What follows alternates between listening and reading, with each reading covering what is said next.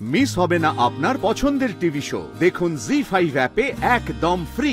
তৃতীয় ব্যক্তিটা আর কেউ নয়, আর সেই হবে মধুবনী। যখন একটা প্ল্যান ভেবেছে, সেটা কিভাবে এক্সিকিউট করতে হয় সেটাও মধুবনী। ওফ বাপরে বাপ, সকালে দোকানটা খুলতে গিয়েছিলাম, এমন চাঁদি ফাটা রোদ, পালিয়ে আসতে হলো। ওমা একটু জল দাও। আনছি কাকু, আমি আসছি। আচ্ছা হ্যাঁ না বড় খোকা, হ্যাঁ দাও। ওঠামি, হ্যাঁ আমি আসছি। হ্যাঁ দাঁড়া দাঁড়া দাঁড়া দাঁড়া, এই নুন চিনির জল করেছি, এটা সময় সময় খাবি, বুঝেছিস? আর হ্যাঁ, ওষুধটা কিন্তু সময় মতন খাবি। হ্যাঁ, শরীর অসুস্থ নিয়ে স্টুডিওতে যাচ্ছ যাও, কিন্তু একটা কথা মাথায় রেখো, কালকে মধুবনীকে ফিরিয়ে দিয়েছো। সে ব্যাপারটা কিভাবে নিয়েছে জানি না, তবে তুমি কিন্তু কোনো ঝামেলায় জড়াবে না। মাথা ঠান্ডা করে কাজ করবে, বুঝেছো? যদি কোনো অসুবিধা হয় তাহলে আমাকে ফোন করবে, আমি পরামর্শ দেব। ও আরেকটা কথা, দাদুভাই কিন্তু স্টুডিওতে যাচ্ছে না, তাই যা সামলাবা তোমাকে একাই সামলাতে হবে, কথাটা মাথায় রেখো। ওরে বাবা রে, বুঝেছি ঠাম্মি, এবার আমি আসি। হ্যাঁ কাকু আসছি, ঠাম্মি এলাম। সাবধানে যা। দুর্গা দুর্গা, মেয়েটার মধ্যে না একটা অদ্ভুত শক্তি রয়েছে ওর।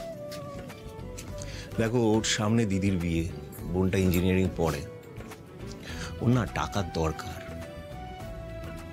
কিন্তু শুধুমাত্র নিজের মনে শান্তির জন্য ওর প্রয়োজন থাকা সত্ত্বেও অতগুলো টাকা ফিরিয়ে দিয়ে চলে এলো।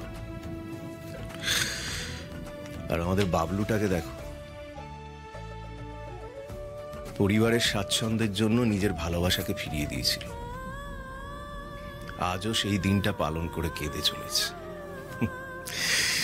কি লাভ? মেয়েটাই বা কি বল, দুদণ্ড অপেক্ষা করতে পারলো না।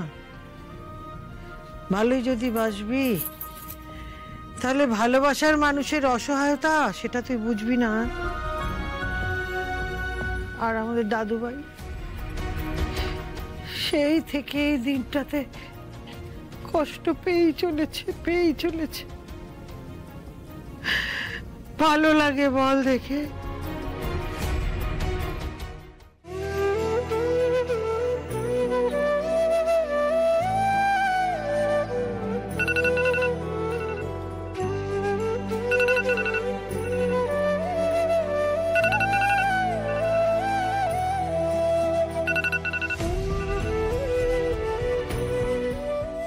আবার সেই দিনটা চলে এলো।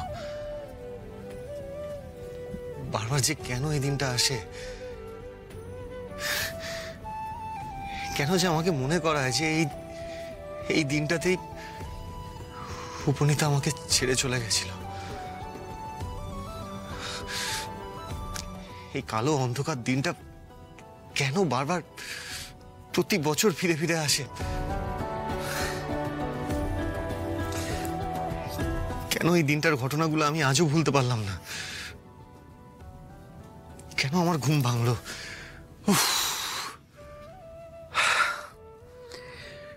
প্রতিবার আমি চাই একটা ঘোরের মধ্যে এই দিনটা পেরিয়ে যাক, কিন্তু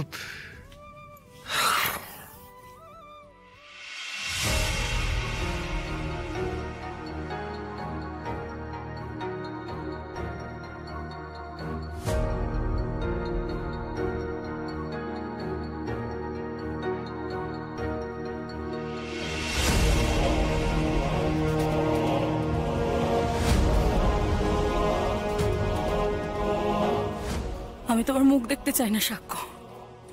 তুমি একটা ভীতু কাপুরুষ। মস্ত বড় ভুল করে ফেলেছি তোমায় ভালোবেসে, কিন্তু আজকের পর থেকে আমি আর তোমার মুখও দেখতে চাই না।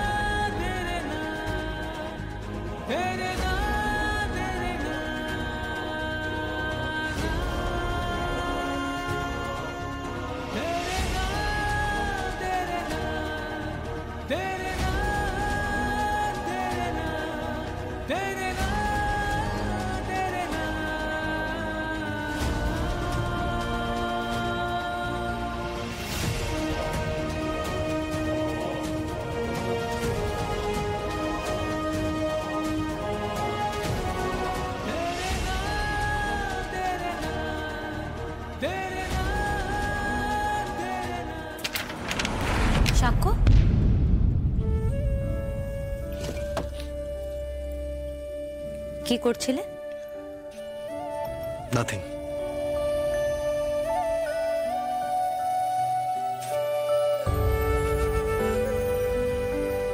তুমি নাথিং বললে কি হবে সাক্ষ্য? আবার উপনীতার গিফটগুলো সব নাড়াচাড়া করছিলে না? আজ তো তাই করবে। ওই উপনীতা যে তোমার মাথায় ভূতের মতো চেপে বসে আছে, সেটা আমার চেয়ে ভালো আর কেউ জানে না।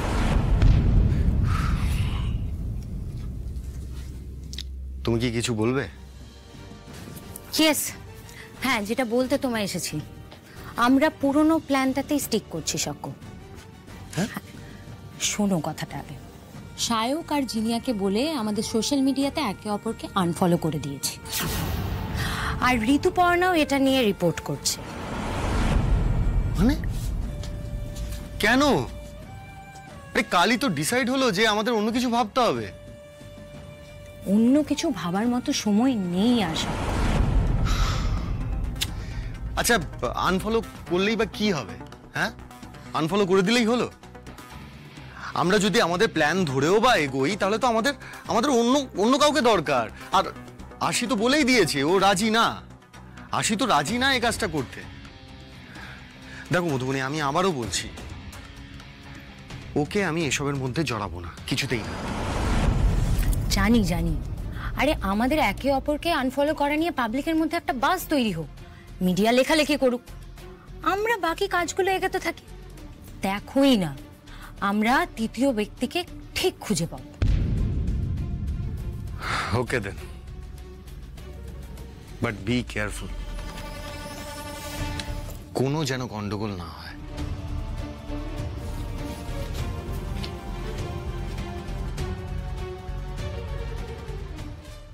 ওই তৃতীয় ব্যক্তিটা আর কেউ নয়, আর সেই হবে মধুবনী। যখন একটা প্ল্যান ভেবেছে, সেটা কিভাবে এক্সিকিউট করতে হয় সেটাও মধুবনী জানে।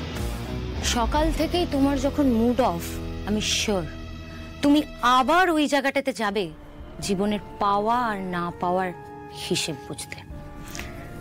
আর সেখানেই যা হবার হবে, অন্য কেউ নয় সাক্ষ্য,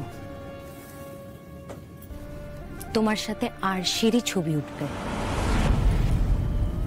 আর সেটা আজই উঠবে, আজই। জি5 ডাউনলোড করুন আর সব এপিসোড দেখুন একদম ফ্রি।